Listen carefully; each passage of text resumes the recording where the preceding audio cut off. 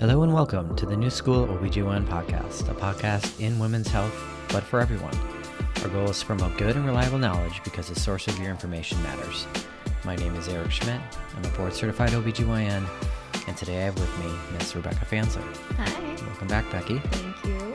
And please consider downloading and following along. We're on all the major podcast hosts, and check us out on YouTube for the video podcast. Today we're going to be diving into the first episode in a series of the pelvic floor, and I have Becky with me. Again, Becky, give us a little bit of your background before we get started today. Sure. So I did my undergrad at UW-Madison and Marquette University. I have degrees in biomedical sciences and psychology. I did my master's at Johns Hopkins University and obtained a degree in regulatory science. And I'm also a personal trainer, certified, and also a subsequent certification in prenatal and postnatal fitness. Awesome. So a great background to help us introduce the pelvic floor and why it matters so much. It's been trending a lot on social media and getting attention, which is good. But we're just going to go over it in kind of a broad overview today and have subsequent episodes to dive further into it. And so, Becky, what are we going to talk about today?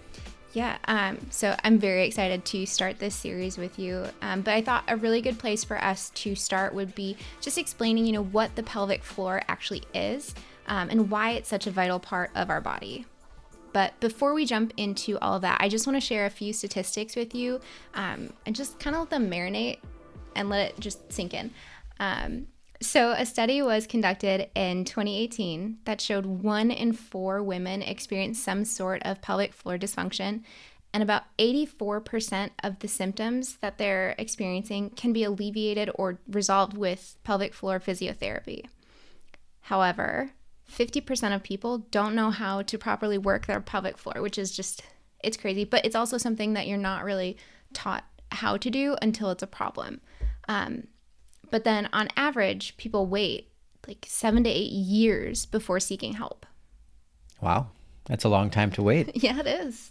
Why is that? Well, a lot of people feel like they're alone in experiencing this dysfunction, or it might be too embarrassing to admit or talk about, or they just keep putting themselves on the back burner and hope that the issue resolves itself. Do you see a lot of that in your practice? Probably every day. Yeah. So anyway, let's jump into what we're here to talk about, the pelvic floor. So as you mentioned earlier, it's generally an area of the body that doesn't receive much attention until it's causing a problem. I do want to note that women and men have pelvic floor, but for the purpose of this podcast series, our focus will be on the pelvic floor of those with a vagina. So the muscles of the pelvic floor sit within the pelvic cavity. It kind of creates this nice, strong, springy cradle for our organs that are in that area of the body, and it makes sure that our bodily waste doesn't release before we're ready for that to happen.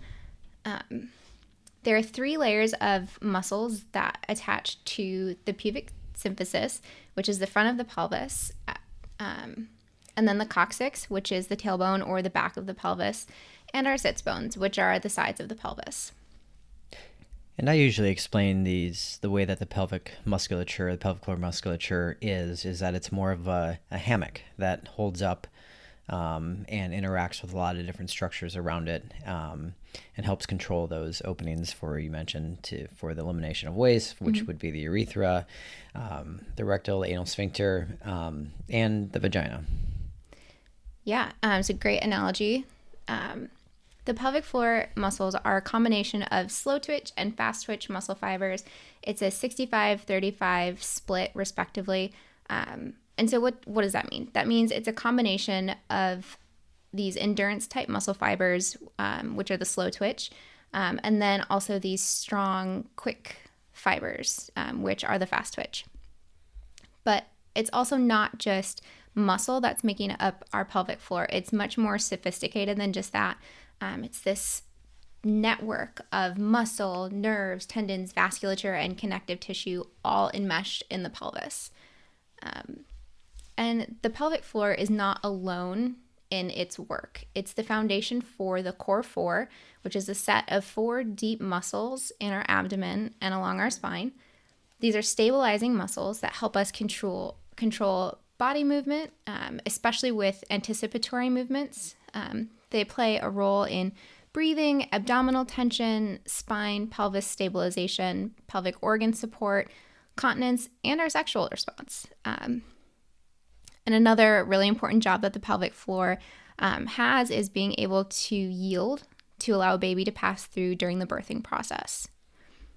And if you're looking for a way, just if you're curious, to remember what it's responsible for, there are the 4 S's: stability, support, sphincteric, and sexual. And then just to give like a little example of how these muscles work together when we're exercising. So the pelvic floor is there working with our core 4 to help support our spine and also keep the gates of our bladders and bowels closed while we're exercising. It's not generally a good time for those to stop working. A healthy pelvic floor is strong. It has endurance and timing and coordination with the core 4, and it's got control. You're probably wondering, what are the core 4? I've brought it up a few times. Yeah. Pelvic floor, diaphragm, transverse abdominis, and the multifidus. And so we've already talked about the pelvic floor and what that is. The diaphragm. So if our pelvic floor is the literal floor of our abdominal cavity, then our diaphragm you can think of as the roof. It's functioning in concert with our lungs and with the pelvic floor. So when we're breathing in, our lungs are expanding in the space, our diaphragm is lengthening, it's moving down, and the pelvic floor is mirroring that. So it's also moving down. When we breathe out, our lungs are contracting or getting smaller, and our diaphragm and our pelvic floor also contract and lift. But a common thing that happens with posture, or I say it's becoming more common because we tend to have a habit of like slouching forward to look at our phones or our computers. But this can actually affect your pelvic floor negatively. So instead of our diaphragm having all of the space that it needs to expand, it doesn't really have that anymore. So we're only breathing into our chest. It's kind of coming up instead of allowing the rib cage to expand outwards. And that is weakening the engagement of our diaphragm and our pelvic floor. And then our transverse abdominis, some people call it the TVA. This is the deepest layer of the abdominal wall, and it's acting as this really crucial spine and pelvis stabilizer, and it's also providing us with organ support. When this muscle contracts, it's moving towards and away from our spine. And so the big job this muscle has when it's working with the pelvic floor is focused on air expulsion. So this is actually something you can test and feel. So if you were to make yourself cough, or the next time you sneeze, if you place like a hand on your belly or your sides, you can actually feel that muscle move. It's a sharp little contraction. It doesn't hurt. It's just you feel it, and sometimes you can physically see that working. And then lastly, there's the multifidus. It is this small muscle that is on both sides of the spine, and it's another stabilizer. So it's helping to provide really good support to the spine and our pelvis. And this muscle works with both the pelvic floor and the TVA. And one thing that we can see with this, if it's not working as it should or being recruited properly, is actually back pain. So weakness in this muscle in particular can cause back pain. And so we can see this like loop of pain and weakness. So if that muscle isn't being recruited properly, you're experiencing pain. and it's just going to continue. The weaker it gets, the more pain you get, but then the more pain you get, the less you want to try and move that muscle because it hurts sometimes. So it's another muscle that can be affected by poor posture. But now that we kind of know what the pelvic floor is and why it's so important, I was wondering, Eric, can you walk us through some potential problems that could arise if we start to experience pelvic floor dysfunction? Yeah. So, the main categories of, these diagnoses of pelvic floor dysfunction, they're multifactorial, but the pelvic floor definitely contributes to things like incontinence. That can be both urinary incontinence and fecal incontinence. Can contribute to pelvic organ prolapse.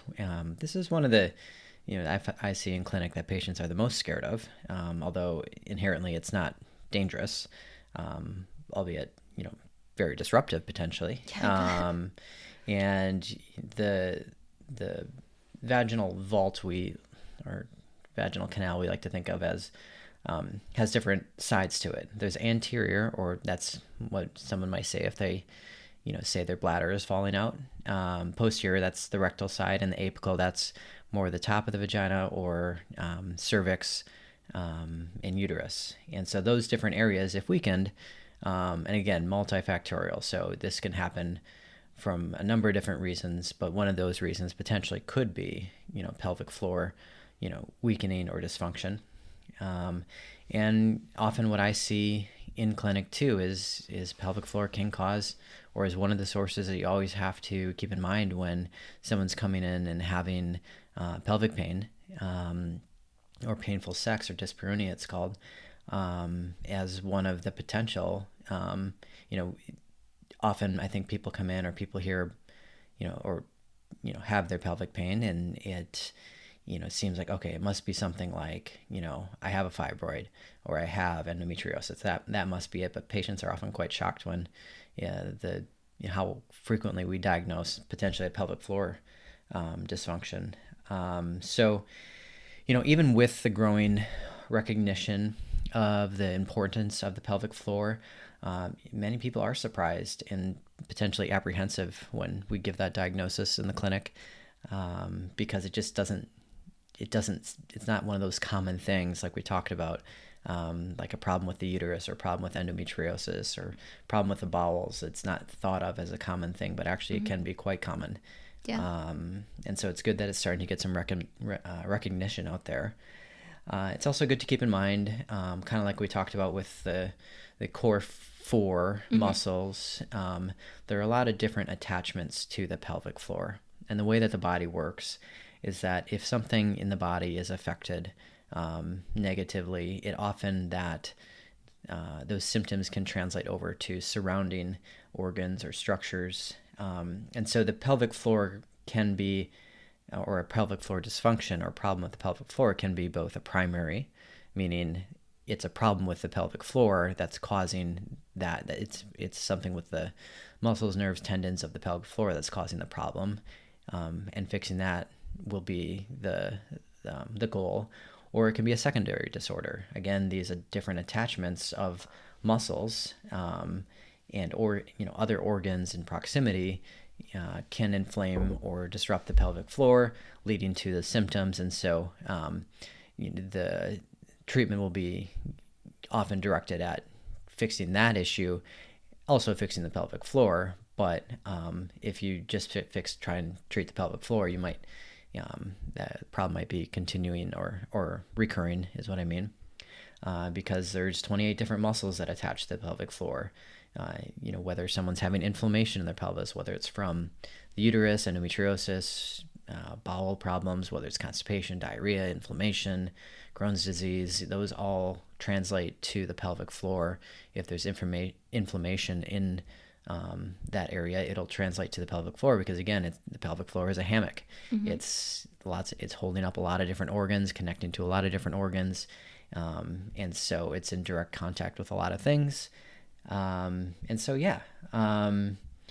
all of that is just a very brief overview of the pelvic floor and the different areas that, we'll be getting into in the future and having, further experts on the channel to talk about these things, whether it's physical therapy. We even have a very exclusive guest coming on. I'm looking at you, Jamie, to talk about things like incontinence and pelvic floor prolapse, which we talked about earlier in the podcast. So keep following along with us. We'll dive further into this in this series, along with many of the other different series that we've started. So it's gonna be a good one, though. Yeah. Anything else you want to add? I don't think so. I'm gonna save all the other little pearls, as you called them, for our next episode, where we maybe unpack a little bit more of the dysfunction side. And yeah, sounds good. That's it for today's podcast. Thank you for listening and viewing. If you have any questions, please let us know in the YouTube comments. And have a good day, everyone. Thanks, guys.